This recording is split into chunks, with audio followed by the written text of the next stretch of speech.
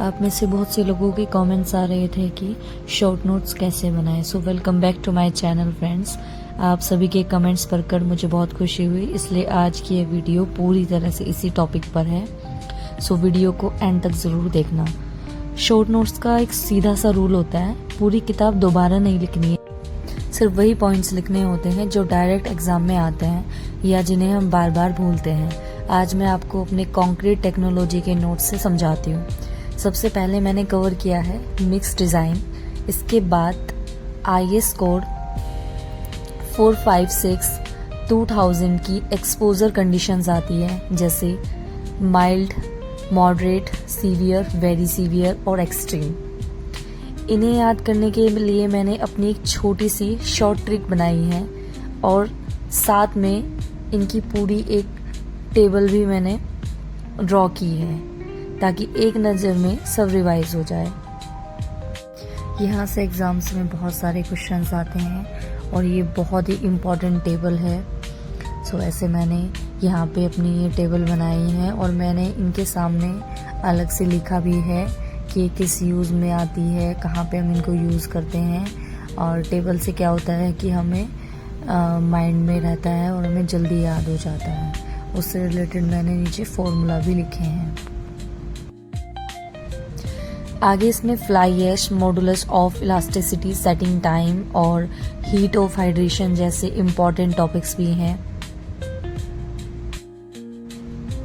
इसके बाद मैंने यहाँ पे मैच्योरिटी कॉन्सेप्ट ऑफ कंक्रीट भी है और फिर इसके मेथड भी मैंने कंक्रीट मिक्स में लिखे हैं। उसके बाद इसमें जो इम्पोर्टेंट मेथड होते हैं, फ्यूलर मेथड, अब्राहम लॉज, इनकी सारी रिलेशनशिप और मैक्सिमम वॉइड्स मेथड को सिर्फ वही की पॉइंट्स लिखे हैं जहाँ से सीधे एग्ज़ाम में सवाल बनते हैं और ये बहुत इम्पॉर्टेंट होता है। और जो जो इसमें इम्पॉर्टेंट है वह मैंने अंडरलाइन भी करी है और जो उसके फॉर्मूला इस पर स्टार मार्क कर दिया है ताकि जब मैं इसको रिवाइज करूँ तो मेरा सीधा ध्यान इन पर जाए और मैं जैसे उसको कर सकूँ। हाइलाइटर्स का यूज़ करें, सिर्फ इम्पॉर्टेंट पॉइंट्स को अलग से मार्क करें और थ्योरी पैराग्राफ में मत लिखिए, टेबल या पॉइंट्स में लिखिए। स्पेस छोड़ें। जब भी आप टेस्ट सीरीज देंगे या फिर नए क्वेश्चंस करेंगे तो जो नया पॉइंट मिले उसे उसी पेज पर लिखने के लिए थोड़ी जगह ज़रूर छोड़नी चाहिए। ठीक ऐसे ही मैंने बाकी के जो टॉपिक्स हैं जैसे वर्केबिलिटी हो गए, वर्केबिलिटी के टेस्ट हो गए, स्लम्प टेस्ट हो गया, कॉम्पैक्टर फैक्टर टेस्ट हो गया, इनकी वैल्यूज़ और टेबल भी लिखी है, लेकिन इनकी पूरी थ्योरी नहीं लिखी। जब आप मेन नोट्स से 10 पन्ने पढ़ते हैं तो कम से कम आपके शॉर्ट नोट्स में सिर्फ वो 1 से 2 या 3 पेज में आ जाना चाहिए, उसी को शॉर्ट नोट्स कहते हैं। अब बात करते हैं कि रिवीजन कैसे करना है। जब आप अपना सब्जेक्ट पूरा ख़त्म कर चुके होते हैं तो उसे भूलो मत। पहला रिवीजन नोट्स बनाने के 1 दिन बाद सिर्फ 10 मिनट में शॉर्ट नोट्स को देख लो।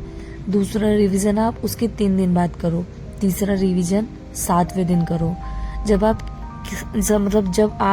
किसी भी पूरे हो चुके सब्जेक्ट के सिर्फ शॉर्ट नोट्स को हफ्ते में 15 से 20 मिनट भी दे देते हो ना, तो वो सब्जेक्ट एग्जाम तक आपके दिमाग में ताज़ा रहता है। और टेस्ट सीरीज देते वक्त जो भी सवाल या जो भी गलती मिले उन्हें तुरंत उसी शॉर्ट नोट्स में खाली स्पेस में ऐड कर लो। इससे क्या होगा कि जो आप गलतियां कर रहे हो वो भी ऐड ऑन कर रहे हो और जो आपके याद है जैसे शॉर्ट नोट्स है तो आपको रिकॉल होता चला जाएगा, लेकिन नेक्स्ट टाइम जब आप एग्जाम में बैठो तो आप वो दोबारा से गलती ना करो। शॉर्ट नोट्स के अलावा आज मुझे आपके साथ एक और चीज़ शेयर करनी थी। मैंने हाल ही में IAS मास्टर की एक रीजनिंग की बुक मंगवाई है, जिसका मैंने आपको पहली बुक में भी वीडियो में भी जिक्र किया था, जिसकी मेरे पास PDF थी, बट मुझे इसके और आगे के PYQs भी चाहिए थे। तो इस बुक की सबसे अच्छी बात यह है कि इसमें शिफ्ट वाइज क्वेश्चन दिए गए हैं, चाहे मॉर्निंग शिफ्ट हो, इवनिंग शिफ्ट है। इसमें मैंने 2019 से लेकर के अब तक के सारे सेट्स लगाने शुरू कर दिए हैं। अगर आप SSC JEE की तैयारी कर रहे हैं तो रीजनिंग की प्रैक्टिस के लिए बुक सच में बहुत हेल्पफुल है। और आई होप आपको इस वीडियो से ये आइडिया मिल गया होगा कि आपको अपने सब्जेक्ट के शॉर्ट नोट्स कैसे बनाने हैं। अगर आपको यह वीडियो पसंद आई हो तो उसे लाइक कीजिएगा, कमेंट में बताइएगा कि अगला वीडियो आप किस टॉपिक पर देखना चाहते हैं।